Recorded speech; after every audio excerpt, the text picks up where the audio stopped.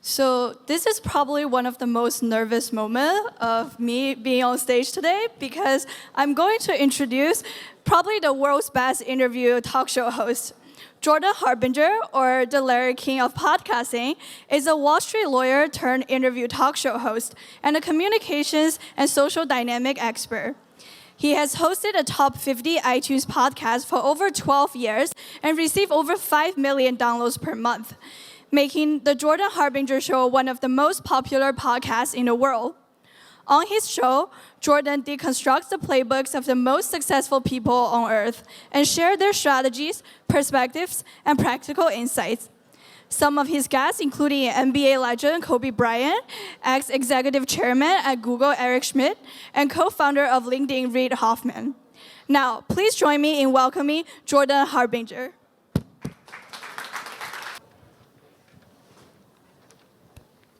Yeah, I see a lot of people are leaving. So I still encourage everybody still stay here because in just Jordan is, I think it's a very interesting talker, and we'll just talk something about. We'll see about that. Okay, that beyond the tech space or the startup space, and just to see what interesting happen. Okay, just Jordan, just to give a brief introduction about yourself within a couple of words. Sure. Phrases. Yeah. Characters in Chinese or words in English, no problem. So I host the Jordan Harbinger Show. It's a very creative title for my podcast. I ran out of ideas, and that's how we came up with the name. And the show gets 6 million downloads a month. It's a podcast, and we have a very small YouTube channel that I literally forgot existed. But primarily, I interview brilliant people and make their wisdom available to people like you and myself. Digest things from Reid Hoffman, Eric Schmidt, Kobe Bryant, or Dennis Rodman, and make them make sense to people like us so that we can use what they've learned in their career to make our lives better. Right. How's that? Okay, that's it. Thank you. Just something, Jordan, really raised my curiosities about that. You were an ex-lawyer, and you do pretty good on this kind of things, right? Can you repeat that? Sorry? You were a lawyer? I was a lawyer. Yeah, I thought you said liar, which is also sometimes the case. Okay, sure. Huh. Yeah, that makes more sense now. Yeah. But what brings you to this space? I mean, just to be a performer or to be a personality on the internet? Yeah, I mean, I never wanted to be a personality on the internet, that's for sure. That back then was not considered something you could do for money. Now it's what everybody wants to do for money, so the times have definitely changed. No, back then it was a fake job to make money on the internet. Yeah, and I started my show, before I became a lawyer, and then as the economy tanked, that was the only thing I had left. So this wasn't some brilliant plan for me to become an influencer and get money and create the show and be a performer. The performer part happened by doing this over a long period of time. So people will say, oh, well, this is clearly your natural calling. Look at you, do your thing, or whatever. That's not how it works. I was miserably shy, introverted, and quiet for the majority of my life. This is a new development that I can sit up here without, having to run off stage and freaking shake it off. This is a new thing. It's a skill built over time. Okay, and it's still a very wild and free job for you, comparing with being a lawyer, I think. Yeah, this is definitely a different streak than being a corporate so that's attorney. The magic thing to be a performer, to be a media guy, because you can do things really wild and free, just to escape from very fucking rules or this sort of things, I think. Yeah. Yes. Yeah, sure. Just today we are talking about networking because I think most of the audiences here, students from no matter the undergraduates or graduates from UC, Berkeley, and Stanford, right? So I think something they're really caring about is about to maximize the effort of the networking or the connection. I think they're having trouble hearing you. Just yell directly into that thing right there. Yeah, I think they're caring about how to maximize the effort of the networking and their connections. So just tell me, I saw a bunch of your videos and on YouTube, and you talked various of things, and something highly relevant with the connection or with building up the networking from one to another. So tell me essentially what networking is. Yeah, sure. So networking, a lot of people think it's a dirty word, right? I don't want to have to build a network. I resent having to make smart things... enough. Yeah, I'm smart enough. Everyone will come to talk with me. My work's going to stand on its own, right? Who would believed that for 1 second? That is not going to happen. That's not true. You're going to have great work. It's not going to stand on its own. It does not work like that. So it's about digging the well before you get thirsty, building relationships before you need them. And when I was a student, I thought, I don't need to worry about this right now. I'm going to get a job and then work my way up the ladder and then ... country club, and I'm going to have a network. That's how this is going to work. And that's not how that works either. Actually, the successful people, the most successful people that you see at the top of the corporate food chain, those people got there because of their network. And if you think about that, that's no big surprise either, right? Because people say, well, it's all about who you know. But when they say that, they throw a little bit of stank on the end of it, right? Because that's what you say when you don't get a promotion or you get fired and somebody else takes your job. That's when people say it's all about who you know. You want people to be saying that about you, not you saying it about somebody else as you pack your things up in a box and walk out with security, right? So networking is making sure that you have that group of support around you, that insurance policy that you cannot buy, that you can only build through effort. Dig the well before you're thirsty and create those relationships before you need them. Because we've all had this experience. You get a phone call from somebody that you haven't talked to in 2 years, or a text, and you go, oh man, is it going to be Herbalife or Scientology? Like, what is it? What's about to happen? And nobody likes that feeling. But if you keep in touch with people regularly, if you've been digging the well before you get thirsty, then by the time you need something, you're reaching out to people that you already know and have kept in touch with. And that's why, can I give a little drill, a little practical, give him some homework? What do you think? No. All right, he said yes. So what we'll do is create this list when you get home. You don't have to do it right now. I call this layoff lifelines. So like when you get laid off, and you're students, many of you, so you don't have to worry about this yet. But here's the key.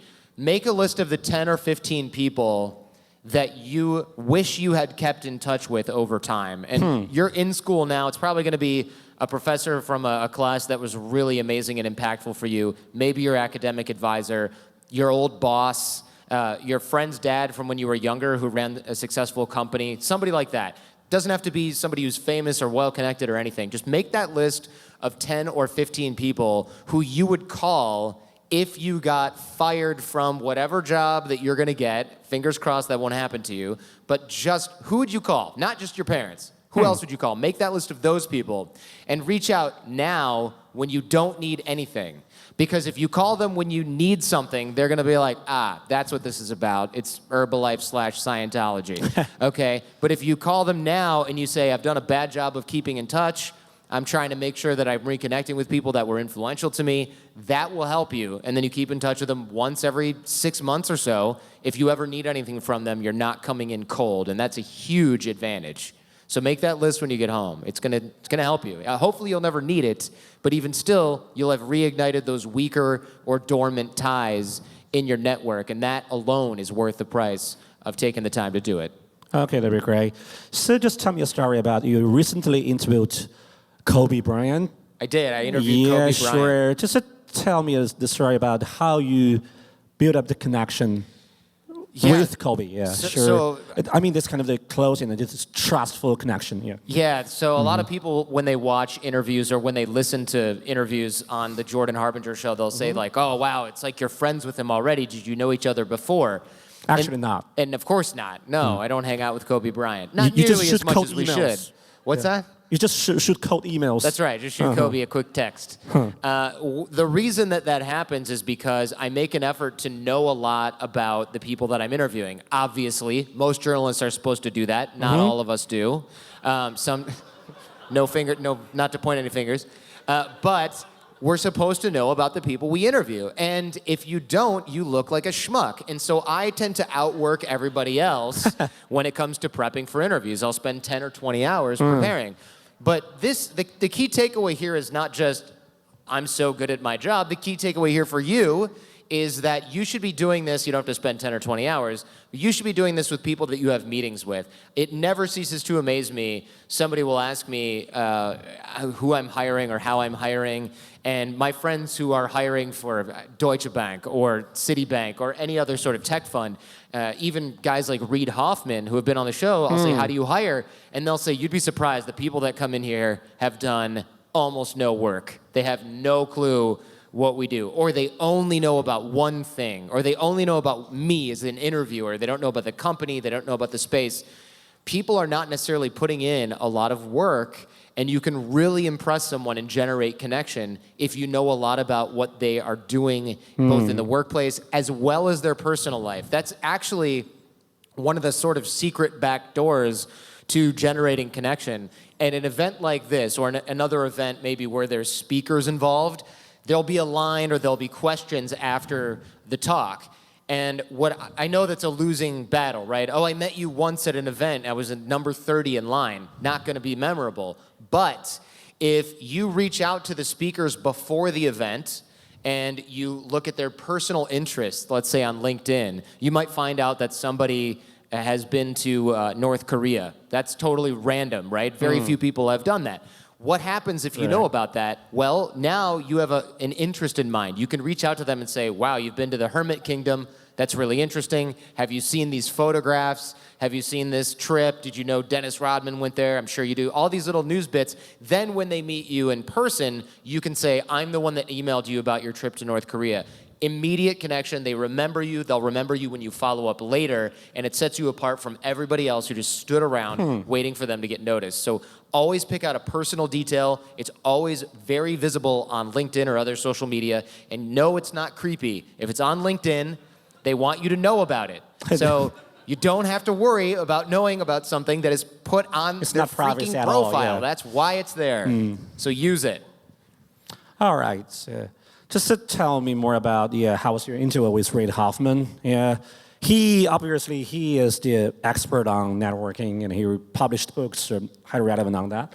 Yeah, Reid Hoffman. What did you learn from that? Yeah, Reid Hoffman was a fascinating interview. Obviously, he is well established. I'm sure everyone here has heard of him and probably has read his books. He has a podcast as well called Masters of Scale, and I guest hosted 2 episodes of that show with him, where I basically took clips and interviewed him about the clips. So it was a very meta episode, interview episode. But he is big on networking. That's why he started LinkedIn. And some of the things that I was asking him about when it came to networking were, of course, what techniques people have used to get his attention effectively.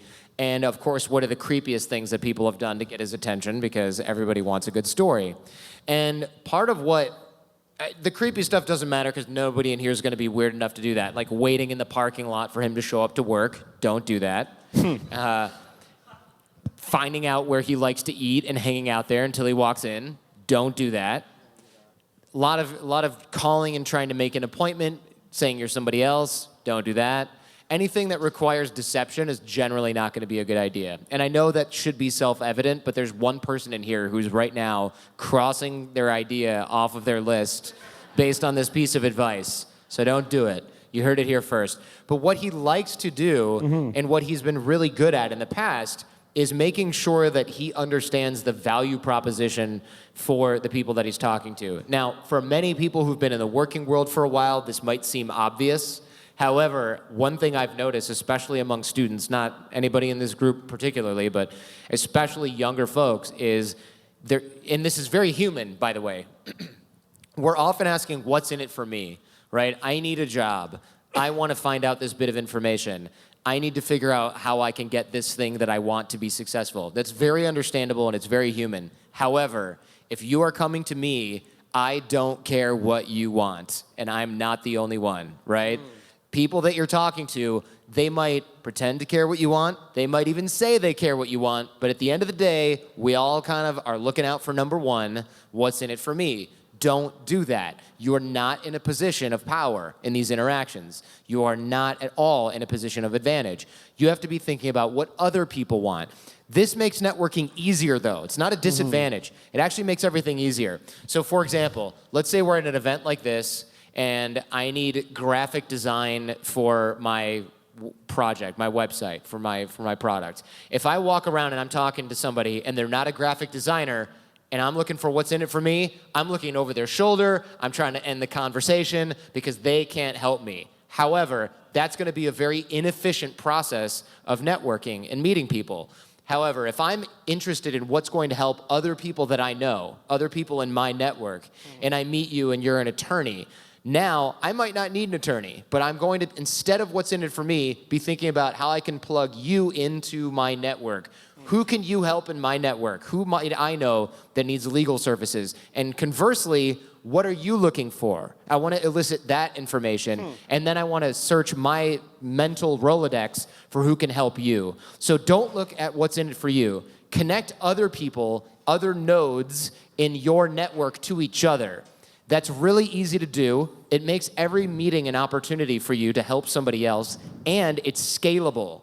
If I have to help other people by making graphics, I can help 3 people a week before I go broke and go out of business. If I'm looking to introduce you to you, I can do that 100 times a week before it starts to impact my schedule and impact my available work time. Does that make sense? So don't look at just what's in it for you. If you find that, great. It's much more likely and much more scalable for you to find other people that you already know that can help one another instead, and you can be the conduit for that. And then they both note mentally that you're the one that made that happen. You build social capital and you build goodwill. And then when you need something, you can ask both of them and they'll remember that you're the one that made XYZ happen, and then they'll want to help you. You don't have to pull teeth to get it to happen. That's really how LinkedIn physically works, actually. That's physical LinkedIn. That's Yeah, old school physical LinkedIn. Yeah, sure. Yeah. Analog LinkedIn. Yeah. But what brings you to this event? What are you looking for? I have no idea. I think they just had a time slot, and they were like, how are we going to fill this time slot? And here we are. It's a merciful job, right? All right. Okay. I don't know how you got here either, but I won't speak for you. I know. Yeah, I know I how already I have the got time here. slot as well. Yeah, sure. That's the reason I moderated the session. Yeah, sure. It was so random. Yeah, but I would love to do that.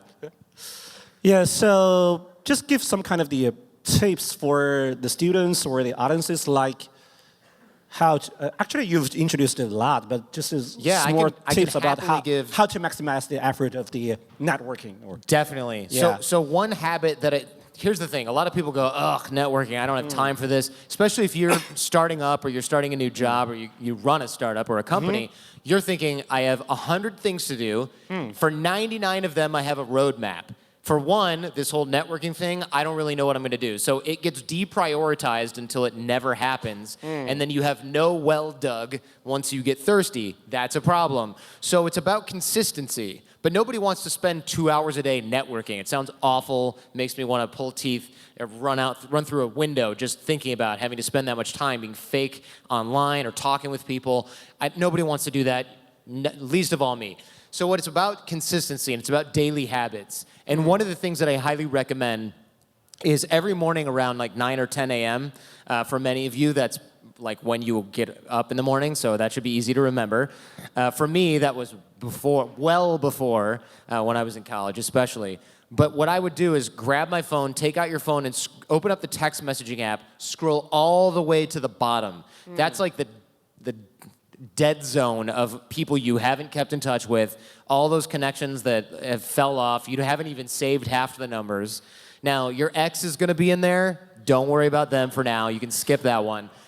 But for everybody else in there, what you can do is send them, and I call this Connect 4. I do it with 4 people every day, and it allows me to keep in touch with hundreds of people. What I do is I send them a message that says, hey, and I use their name, because if you just say, hey, friend, it sounds like Herbalife and Scientology, once again, so you don't want to go there. Use their name and say, it's been a long time, I haven't done a great job of keeping up with you, what's the latest news on your end? And then include like one line about what's going on in your world. So you might say, for me, I'm just about to graduate and looking forward to that, what's new in your world? And then sign your full name. Don't write like Sam, and then they think they're talking to Samantha, and then you show up and they're like, wow, I gotta go.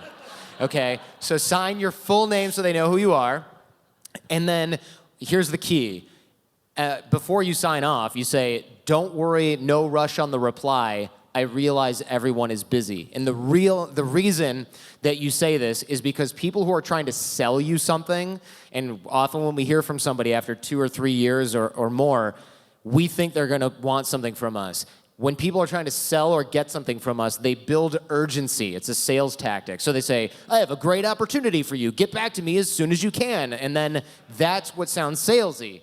If you say, don't worry about getting back to me anytime, I realize you're probably really busy as well, it actually will increase your response rate because it breaks that urgency, which means they don't think, oh, he's trying to get something from me. Salespeople don't go, yeah, you can either get back to me or not. I mean, those people don't have sales jobs for long.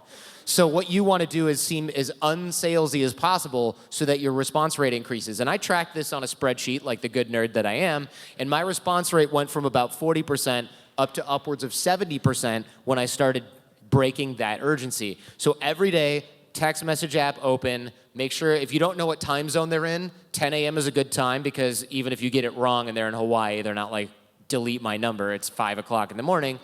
And you get people at a great time, re-engage 1 to 4 people every single day just with that message. Half of them won't reply. Don't worry about them. The half that do reply, you're not necessarily going to get a job from them. You're not necessarily going to get anything from them. You're re-engaging weak and dormant ties, people that you would never spoke with again or never would have spoken with again. And what will happen is after a few days or a few weeks, you're going to start to see things like a message from somebody that you texted 3 weeks ago is going to say, hey, I don't suppose you know anybody that might be located in XYZ area that might be interested in this kind of job or this kind of opportunity. And for me, I have messages come in that are like, hey, Jordan, do you ever do speaking? Because I'm about to go into a sales meeting and we need a quarterly sales meeting speaker if you want to do the keynote, but I'm not sure if you do that. This person would never have thought of me for that. But they heard from me a few weeks or a few months ago, so I'm top of mind. You can stay top of mind with hundreds of people, thousands of people a year by doing this. And this is time you would spend on Instagram. You'd be waiting in the coffee line. You'd be clicking like on your friends' photos. You'd be deleting spam comments off of your stupid thing. And instead, you're re-engaging all of these people and staying top of mind. The ROI is much higher. It'll take you 4 minutes a day, I promise. Okay, all right. I will give one opening question into our audiences. And just raise up your hand. Audience question, great. Okay. Yeah. Of course. I'll repeat the question, so just say it loud, and then I'll say it again. I'll give you the microphone. Or you can take his microphone. He doesn't need it, I guess. I don't need it. Since you've interviewed a lot of people, I wanted to know if you've noticed a certain common personality trait that every person, every great personality that you've interviewed. So what's a common personality trait that every successful person that I have interviewed has? You know, this is so weird, but it took me forever to learn this. Conscientiousness is actually what it is. And what I mean by that, because I had to Google that word when I first heard it, and I was like 30, so don't worry. Conscientiousness means, in my opinion, and what I mean by this is, these are people, like, you know who always answers my emails on time? Reid Hoffman, Peter Thiel. These people get back to you like right away because they're conscientious. People who don't get back to me, like some YouTuber guy that pitched me to get something from me. Some startup founder who's like, I don't know, my inbox is crazy right now. Those people are not as successful because they're not organized and they don't have systems. So what I've noticed, like, Kobe Bryant's team, totally on it. Reid Hoffman's team, totally on it.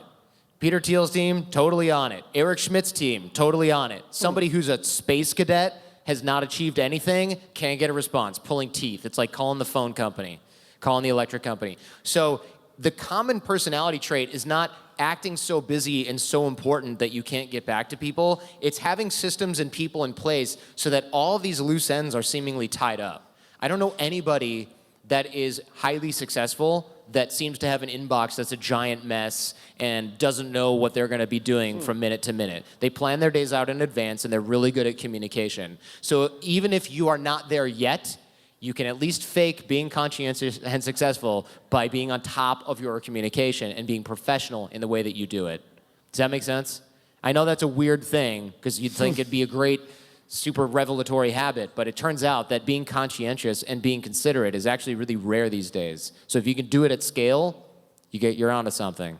All right. Okay. Thank you. Thank you, Jordan. Thanks for very coming. much. And thanks to everybody. Thank you, everybody, for your time. Wow. And it doesn't work now.